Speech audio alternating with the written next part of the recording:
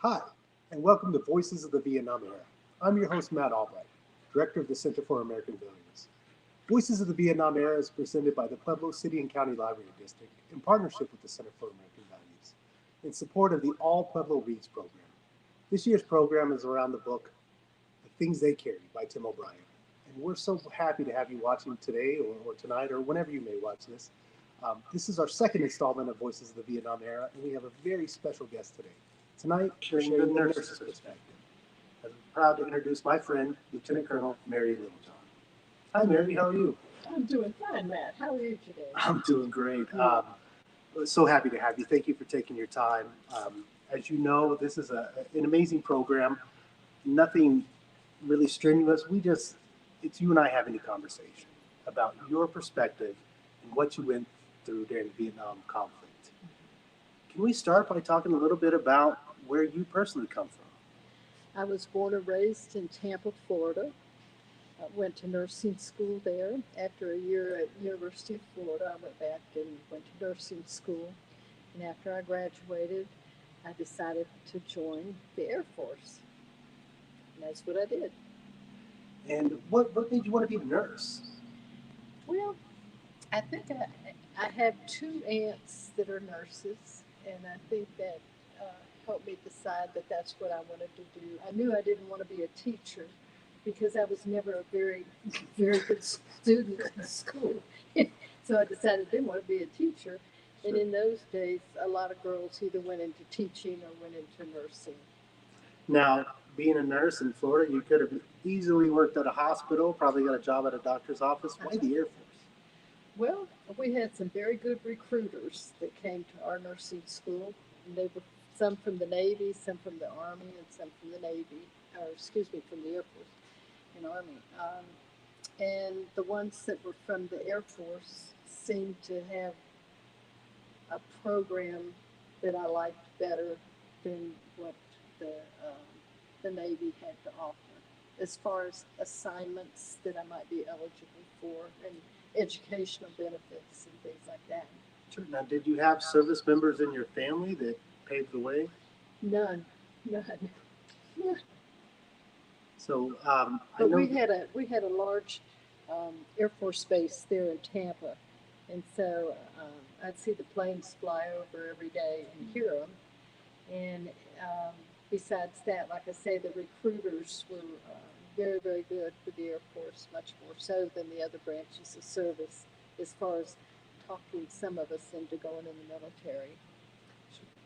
Now, this was 1962, I think. Yeah. And so the war wasn't at full steam, although that you probably had some acknowledgement of the war a Sure. little bit being close to a base, correct? Right, right. It had started, but it wasn't, it didn't reach the point that it did later on. So being a female, I know a lot of folks watching may not realize that now women recruits or women officers are treated generally like the men when they go in. Was that the same with you? Did you do boot camp or anything? No boot camp, but the nurses went to Shepherd Air Force Base for, I think we were there for about 2 weeks for just some overview on what the Air Force was all about and what our mission would be as nurses and different educational benefits that would be available to us. And so after that training, what was your next step? The next step was they sent me to Seymour Johnson Air Force Base in North Carolina, which was a delightful facility. It had a military unit, a family unit, and OB and clinics. And so, as a brand new nurse, it was a wonderful size facility for me to work in. It wasn't like working in a big, tall city hospital and, you know, being hit from all sides. So it was a very pleasant experience, and I got to rotate on the different units and get some experience on them. On all the different units. Wow. And so after that, what I know that you got to see a little bit of the world, I correct? did. I had the opportunity to go to Turkey and went there as a young lieutenant. And worked on a small American Air Force base there. We had no planes or anything like that because it was more for um, collecting security, messages and things like that from the Russians and whatnot. So it was a very small base, but we had a nice clinic there and dispensary, and it was an opportunity for me to work a little bit with obstetrics, work a little bit in the clinics, in the emergency room, and then we had a 15-bed unit where we could get a lot of people coming in with hepatitis because that was very prevalent over there, and so we had a lot of those. So it was a good experience. But not just with the nursing, you also realized that maybe the Air Force was for you, correct? I did. I decided that it was, and I had, of course, in Turkey, I had an opportunity to do on my days off to go into Istanbul and do a lot of other little day trips with the people from the base, and that made me decide that this is a pretty good life. I liked it. Sure, and you had a little funny story of talking to the colonel, I believe, at the time, I don't. of wanting to stay in to see the world. Yeah, yeah, yeah. And so um, I had an opportunity to go some places that I really didn't want to go, but it did give me the opportunity to, when I came back to the States, to go to flight nurse training. And once I completed that, then I knew I wanted to go to Vietnam. There was no question about it, and that's what I did. So when did you realize the impact of the war? You told me that It was when I came back from Turkey and I was stationed at Shepherd Air Force Base in Wichita Falls, Texas. And it was a fairly large hospital. And I worked on the orthopedic unit. And we had plane loads of patients coming in from Vietnam who lived in that area of Oklahoma and Texas and Arizona. They would come there. It was quite an orthopedic unit there for guys that were amputees or had other major orthopedic issues. And it was a wonderful opportunity to serve those soldiers coming back from Vietnam, and made me decide even more that I wanted to go over there. what do you think it was in you that that might turn some people away from wanting to Well, come? as a nurse and as a young nurse, you're looking for something exciting. You don't want something boring like maybe sitting in a doctor's office or something like that. And when I would listen to these guys talk about what it was like over there, and then I worked with a couple nurses that had been stationed over there, and they also told me what it was like. And I decided right then and there that's what I wanted to do. But it wasn't exactly easy to become a flight nurse in Vietnam, from what I understand. Well, I was sent to, I had been earlier, had applied for the flight nurse training program and had been through that. So when I got to the point where I really wanted to go over to Vietnam, I had already had that training to go over there as a flight nurse, as opposed to working in one of the hospitals or clinics over there. So, but what I understand though, it still was kind of a coveted position to actually be. There were a lot of people that wanted to go, absolutely. I lucked out. You say you lucked out, but I've known you a long time. I think you've told me that you actually begged to go. Well, that's a good word. That's a good word. I did. Never told my parents that, but I did. And I know you have said too, especially to some of our veterans that may be watching, it sounds crazy to beg to go over, but I know. but what was the difference? That nurse's mentality, that selfless mentality. What do you think it is? The draw was that I knew I had the knowledge and the skills to do something to help. That I could help more there than I could stateside in one of the Air Force hospitals or whatever. And being a very young, um, well, I think I had just made captain, but I was young. I was in my 20s, and it from talking to these soldiers that I took care of, and they tell me about all that they went through and everything. And I thought, well, I'd like to go over there and at least do my part, whether it's working in a hospital or working as a flight nurse. And I had already been to the flight nurse training, so I probably got bumped up on the chart a little bit faster to be able to go. Now, you and I have spoken in the past about this common misperception. Sometimes it's shown on the movies where the nurse turns into this kind of focus of attention and affection for the GI or the Marine or something, but that wasn't your experience, was it? No, not at all, because, well, I was not working in the hospital over there, because what my job was to go around. We were flying in the C-130 aircraft, which is a cargo plane that they still use today.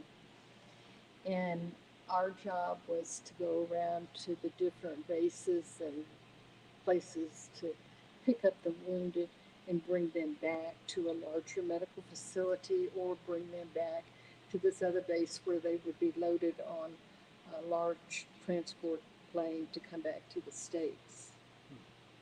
But in the C-130, we could hold, say for instance, if we picked up 50 on litters that needed to be stacked up 5 high, we could pick up 50 and still take about 20 ambulatory patients along with it. So what we could carry depended on how we had the plane configured that day. Right? Sometimes most of our patients were ambulatory. They could walk. They may have, maybe on crutches, maybe, had other injuries, but they're mobile. Sure. But then when we had a lot of litters, we'd have to stack them 5 high to carry a lot of them. And for those folks that aren't familiar with the terminology, a litter is? It's like a mobile stretcher. It's made out of canvas, and on each side there's a wooden bar, and that's what you use to pick them up. Sure, and we've seen them all on films many times. Yeah. That's a staggering amount of people. Mm-hmm. What would you say was kind of average, the amounts that you would see in the There was really no average. It depended on what action was going on and what part of the country, and what kind of medical facility they might have in that area, or if we needed to get in right away to pull them out, or if there was a hospital, military, Army hospital right there near where they were fighting. But even if there was one right there, maybe they had to have surgery or something like that. But then within the next day or two, we would go in and pick them up and bring them out, and either take them to Da Nang, to Cam Ranh Bay, or to Saigon, because those are the places that the C-141 would come in from, either Japan or the Philippines, come in to pick them up, to take them out of country. So it was really a several-step process. A serviceman or woman would be injured in the field, go direct, triaged, brought to the closest base where you could land the plane. Basically, they would be taken to even the closest first aid facility that they had, which might be some small thing. Then they might be taken by helicopter to a field hospital. And then we might come in and pick them up to take them to a larger hospital, or to get them triaged to come straight back to the States. Sure. So, like, for instance, with somebody that, say a mortar went off and they were burned really badly, we would get those people out of there and get them up to Japan or to the Philippines right away. We wouldn't take them, but we have another plane come in from those bases, come in and pick them up and get them over there right away.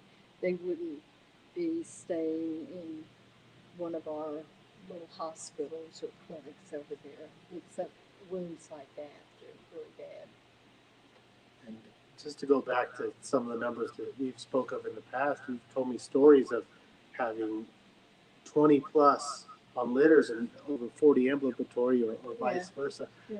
What was the nurse doctor foreman ratio there for all of these wounded? Usually we didn't have any doctors. usually there were 2 nurses and 4 corpsmen on the plane. If it was just what we called an urgent mission, maybe they woke us up in the middle of the night to go pick somebody up at a base and take them to a facility, a base where they had a larger hospital. Say, for instance, a burn patient or something like that. It would just be 1 nurse and 2 corpsmen, and we could get them on the plane, take them to wherever we needed to drop them off for emergency type care. And how did you deal with that? I mean, obviously, you had many more than you could physically help in those situations on some of those flights. Well, a lot of times these smaller hospitals would stabilize them a little bit. You know, they could keep them for a day or 2 to stabilize them. If it wasn't something where they needed to go to the next level of care right away, they would be stabilized a little bit before we would get them. And so that helped a lot. And we've also spoke about you weren't so stuck in the regiment you'd have to do stateside, I guess would be to say. You had a little more flexibility in those. Lot more. A lot more. You talk a little bit towards that? Well, there were times when we did have what's called a flight surgeon. That doesn't mean he does surgery, but it's a doctor that deals with aeromedical care or deals with pilots that fly, you know, into that. And if we had somebody that was really bad, say somebody that had had a real bad heart attack, and we had to pick them up and take them. Very often we would take one of these doctors with us because they were much better at giving the care that we could as nurses and corpsmen to the care he would need en route to get to the next level. So day in, day out, you were seeing the casualties of war. I mean, wounded guys. They were a lot of wounded, but you know, the other thing we had with a lot of the older, especially Army, maybe like an old sergeant first class or whatever that's in charge of a group, so a lot of heart attacks over there. That was a very common thing, and I can understand that or how that happened. So we did have a fair amount of older soldiers over there, and they would have problems like us older people do. Sure, but seeing that day in, day out, were we ever discouraged? Not discouraged, sometimes maybe upset from the standpoint that sometimes it seemed like we couldn't do enough. Or if we had a patient that died on the plane, you know, you feel horrible about it. You know, not that we didn't do anything or did anything that caused it. It just happened. That happened to be where they died. You know, you feel badly about that. The hardest ones to care for were probably those that had severe burns. And, you know, that's a tough thing for any patient to have something like that happen to them. You know, we had that in the States where, you know, somebody's furnace blows up at home or something like that, or the car is in a, you know, very bad accident and catches on fire. And burns are just a really tough thing to deal with. It's very, very difficult to care for them because, you know, sometimes you just touch them a little bit and it hurts, you know, even with dressings on. And to try to do the right thing, it's difficult enough for the hospital, but it's very difficult to do when you're on an aircraft. What were the patients, I guess we've talked a little bit towards this, the dispositions. I was kind of surprised. You speak a lot of gratitude of your patients. They were wonderful. And, you know, if we had some of them side by side, you could stack those 5 high if we had to, if we had a big one. But they helped each other out if they could. But they were always very courteous. Every now and then we'd run into a problem with one that was really a psych patient that was being sent back to the States or something like that. And usually they'd be on a litter and maybe with restraints on, depending on how violent they were. But for the most part, they all were appreciative, and they try to help each other out, and that made it a very, very gratifying experience, to try to help them. From what I understand, you kept a notebook, correct? I did. I had a notebook, and I would keep notes on most of my flights. Exactly where we went from here to here. Because sometimes we make we call them bus stops because sometimes we make 4 or 5 stops. Pick up a few here, drop them off there, have to pick up some more here, and keep them till we got up here. And so it was kind of like going from one bus stop to another. But the patients were always so appreciative. And we were not doing it to receive appreciation. That's not why we were there. So sometimes it was kind of embarrassing, when they'd say, oh, thank you, you did this, you did that. And, I always would say, thank you very much, but we're the ones that owe you. You're the one that's going to, we owe you for what you have done. And so sometimes it was very difficult to accept it when they would say, oh, thank you for doing this, thank you for doing that. And then I always would say, well, thank you, But deep down, it was hard to accept that, knowing what they'd been through and what they were going to be going through. What kept you motivated? What kept you going? The patience. Knowing next day there were going to be more, and, to be able to do that.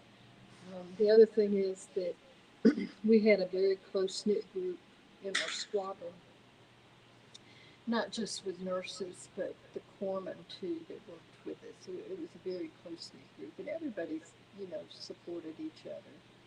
And you never, sometimes when you're working in a civilian environment, not just a hospital, but another, somebody will get hacked off, and then, they go and whine to somebody else, and we didn't have any of that.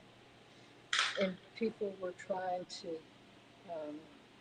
nobody ever said, oh, well, I don't want to go on that mission, or I want a day off, or whatever, because everybody was willing to always do what we needed to do. Even the young corpsmen, we had some corpsmen that were like 19, 20 years old. And they just did a tremendous job. And the other thing is the flight crews that we had, the pilot, the co-pilot, the loadmaster, the engineer. When they would land that plane and we would go out and start loading up, they were right out there to help us. I mean, they'd leave the pilot sitting up there, but everybody else, they'd be out there, what can we do? We'll help you. Don't you lift that, we'll do that. And they were tremendous help to us.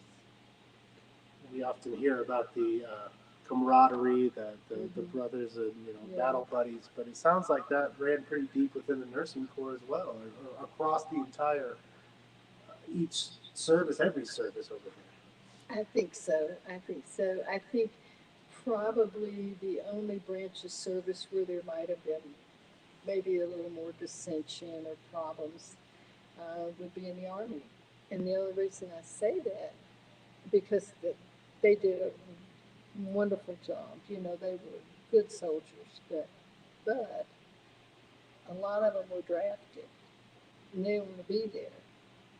And so a lot of times it was harder on the rest of the group. If you had one that's whining and carrying on, I didn't want to be here. Well, nobody wants to be there, but we're all here, so let's do our job. But I would say for the most part, and they probably whined a little bit when they got back home and whined a little bit before they went there. But for the most part, everybody was supportive of the other people they were working with. And I never saw any of them say, oh, I don't want to do that, or get somebody else, or whatever. They were always willing to help when it came to anything to do with the patients. Well, even in this giant team mentality. I know, like most of our heroes, and I'll say this: a hero is sitting across from me. You were recognized for your personal um, dedication, selflessness, your excellence. Not to call you out, but you were recognized, correct? Correct. Would you mind telling our viewers a little bit about that? No, I got the same medals as everybody else got for serving over there. You know, we got 2 or 3 medals for serving in Vietnam. But to my surprise, um, the next year when the Flight Nurse Association had their meeting, I was selected to be the Flight Nurse of the Year, and that was a shocker, to say the least. It was totally unexpected, and you know, it's hard when you know you've worked hard, but everybody else has too. It's very difficult to have somebody, and fortunately, it wasn't at a convention or something like that where I had to go to it, but when you know everybody has worked their buns off, and for you to be the one person that gets something like that, it's kind of embarrassing. It really is. And, you know, because I knew everybody else I worked with, they worked as hard or even harder than I did, I felt like, you know, so that I don't know anybody that went over there and said, you know, I want to get this medal or that medal or blah, blah, blah. That's not what we were there for. And that was not the most important thing to think about when we were there. Was, you know, how many missions have you taken? You know, you're going to get another star on you, blah, blah, blah. Nobody did that. You know, we were there to do a job. And as far as the nurses go, I think every one of us were volunteers. I don't think any of them were sent over there without volunteering because they had so many that were volunteering. With the corpsmen, it was different, and that's because most of them were young and they were drafted during that time. And so they certainly, for the most part, didn't volunteer, you know, come in the Air Force or Army or whatever and go to Vietnam. So the patients we were taking care of, most of them fit in that category. But no, they didn't volunteer to come there, but they were there, and God love them, they were doing what they were supposed to be doing. And that's interesting. You know, we always hear, and you told about some of the reluctant draftees once they got there, but it's interesting, although that nobody wanted to be in combat, no one ever would want to experience that. I would say really with the Army and the Marines, those two branches of service, I'm sure if you talk to a lot of guys that were in Vietnam, they would say, well, I volunteered to go because that's just the way Marines and Army people do. They want to go where the action is. And yes, I'm sure. Now, with the younger enlisted people in the Army particularly, no, I don't think many of them volunteered. But as far as the senior enlisted people and the officers, I think a lot of them volunteered to go there. That you talk about these wonderful corpsmen, even if they were draftees, as opposed to some of the stereotypes that my generation has heard of, that they just stood up and did the job as well as they could. Did the job, and they grew up a lot, you know, because some of them were like 18, 19 years old, 20 years old, and they grew up a lot. Now, we've talked a lot at length and many times. I don't exaggerate that we've become friends over the years, but not just that service to country, but talk a little bit towards maybe we have some nurses watching that maybe are never in the service, but I sit back and look at nurses in our own community throughout this country that are out there doing it every day, maybe not in a war zone. What do you think is at that core that drives a nurse to live such a selfless life, a selfless profession? You know, that it is difficult to say, but I think it is the same thing that drives a girl or a boy, you know, either, because we've got a lot of male nurses, that drives anybody to go into nursing. It's a helping profession. And if you feel like you want to go into a job where you're helping people, it doesn't matter if you want to help people in a doctor's office, in a clinic, in a hospital, on an airplane. I mean, there's so many things that are doing public health, going out into the community. So there's a lot of opportunities available for male or female that wants to go into nursing. You just, once you get into it and get through school, you just kind of have to find that niche that feels good. And I knew by the time I graduated, I knew then that I wanted to join the Air Force. I couldn't do it right then because we had to wait until we passed our state boards before they would take us in. But I grew up in Tampa, where MacDill Air Force Base was, and especially during Vietnam, all I heard were jets flying over all the time. And I had, when I was in nursing school, there were some of my classmates whose fathers had been over there, and so I heard some more about it. And the more I heard about it, that's what made me decide that if I could swing it, that's what I wanted to do. It took a while to get there, through a couple other assignments before I got over there. But I knew I was going to make it somehow. And then you stayed in, what, 15 years after? 20. Well, 15 years after the Well, yeah, it'd be so, 18 after that, or 17 after that. 17 after. So a little bit towards the career, we're talking about the Vietnam era, but what kept you in the Air Force and in the nursing profession following the war? Well, after being in nursing school and working as a student in the city hospital there in Tampa, and saw what nurses did and their pay, which was very, very poor, and basically no other benefits with it or anything else. At the same time, we had MacDill Air Force Base right there, and heard these planes, fighter jets, flying over every day. And so I listened to that, and then some of my classmates, their fathers were stationed out there at MacDill, so I knew what was going on out there. And I just decided that if I stayed in Tampa and worked at the city hospital there, I would be making, even as a new graduate, I'd be making half as much as I could in the Air Force. And then in the Air Force, through promotions, you get, more pay and the opportunities to travel and be stationed in different places. And the more I heard, made me decide that rather than sit there in that hospital there in Tampa, that the rest of this sounded pretty good. And I know a little secret about you. Although you joined the Air Force, you're kind of an unlikely candidate because you're not a fan of flying. Oh, I hate to fly. I hate to fly. And that is true. I used to be terrified of flying. And it took going to the flight nurses school to convince me that every plane I got on wasn't going to crash, that it was all right, and I wasn't going to get sick. But no, I was always terrified of flying. But I knew that if I wanted to go to Vietnam, the best way to go in the Air Force was to go as a flight nurse. So that's what I had to do.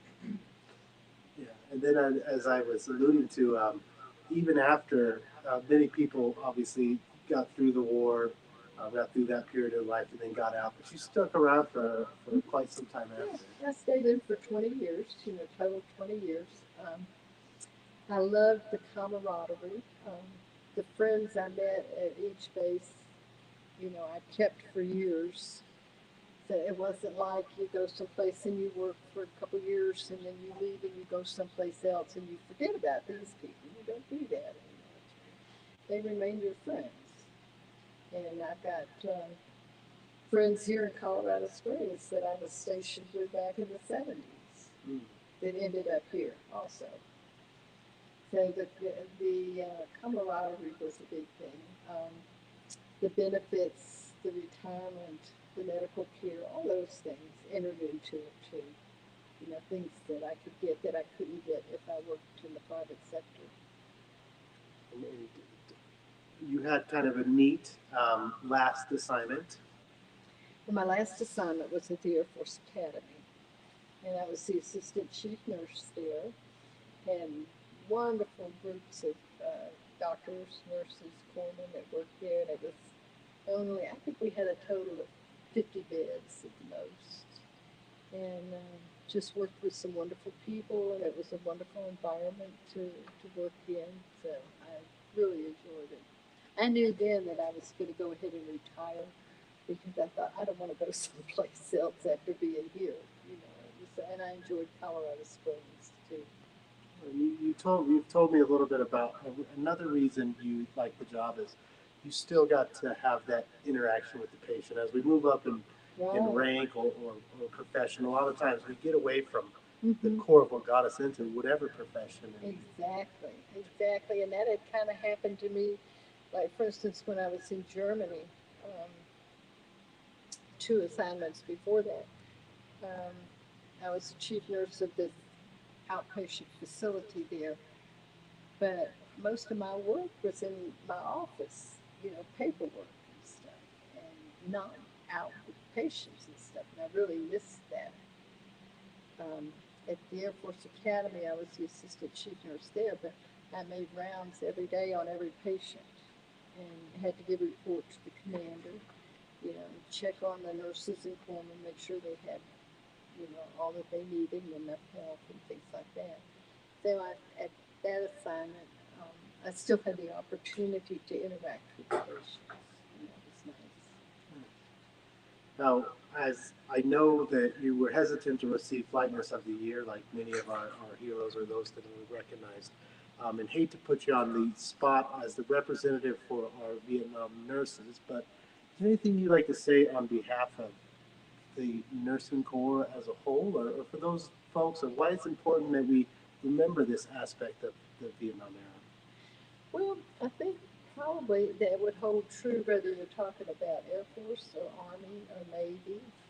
Um, so often, you know, like the, especially with the younger generation, you see movies on TV about Vietnam and other wars and whatnot, and you're just finding out about that one portion of it with these actors that are acting this out.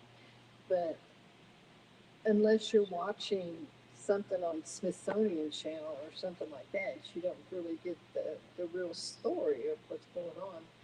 And the thing is, when it's on TV, it's made to sell commercial, you know, get commercials and sell products as well as to entertain.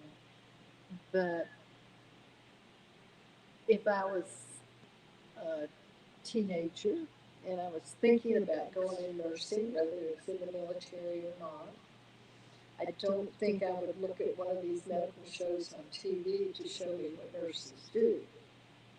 I think what I would do is talk to my guidance counselor and have them arrange for me maybe to go to a doctor's office for a couple hours every week or work as a little pink, they don't call them pink ladies, but it's a little volunteer at the local hospital to see what goes on in hospitals and really see what nurses are doing. Because you don't find it in these TV shows and you don't find it in books. Well, thank you so much for your time and for your service. Well, I'd like to end with talking a little bit about healing after. Obviously, you stayed in the service and Mm-hmm. you saw things that we wouldn't wish on anybody. I mean, you saw a lot of the worst side of the conflict. Mm-hmm. What would you say to our other veterans out there that have experienced the similar things and the difficulties some have gone through? I think where people start getting into trouble when they're having problems like that is when they will not go and seek guidance, you know, seek help. Whether it's with a psychologist, even a psychiatrist, but mainly a psychologist. There's so many counselors available. But you have them in the schools, but a lot of churches have them. But there are community organizations also that have them, so that if a person is having problems, there's so many people out there that are willing to help. I mean, it's amazing. And sometimes you just have to look for it. You can't wait for that help to come to you, because it won't. Because people don't know what you're going through. You have to go out and search and talk to other people. Um, in the schools, of course, they've got guidance counselors and all, and those are, I'm sure, probably the first place to go. And if you need something more than that, to go see a social worker, psychologist, whatever is necessary. With veterans, I would say that the veteran population has had problems with that for years. Um, in many areas, there's no VA clinic, there's no VA hospital. They feel that if they go in the private sector to see a psychologist or a social worker or whatever, their feeling is, well, they don't understand. They won't understand, it, especially if it's war related. But regardless, whether it's a marital problem, whether it's some other social problem, whether it's a problem left over from a war, whatever the situation is, there's always people out there that are willing to help. And you just got to look. You just got to ask and not be ashamed. Most of the churches, the bigger churches, have guidance counselors and things like that available. But even if it's something that is related to a military individual, and you think that, well, that person's not going to understand what I'm saying, at least that person can guide you in the right direction, whether it's to a VA clinic or there's so many other types of clinics out there. It just depends on the location where you were and what the situation was. Wonderful. Well, thank you so much for that. I know we have such a wide variety of folks that watch this show, from youth to veterans. We hope you got a little bit out of it today from the nurse's perspective. I think, again, I've just enjoyed the last several years getting to know you, hearing your stories. I think you bring such a unique perspective that many of us, even growing up in a household with a Vietnam era parent or Vietnam veteran for a father, it's an aspect of the conflict that we don't often think about. So I just want to thank you so much for sharing your story today with us. Amazing as always. And I want to thank all of you for joining us. Remember, we got several more of these. I think next week is Catherine Childers, a wonderful woman out of Pueblo. But join us every Thursday night at 6 p.m. through October. We'll continue to watch these online because we love to support. Also, don't forget all Pueblo reads. Get involved. Get the kids involved.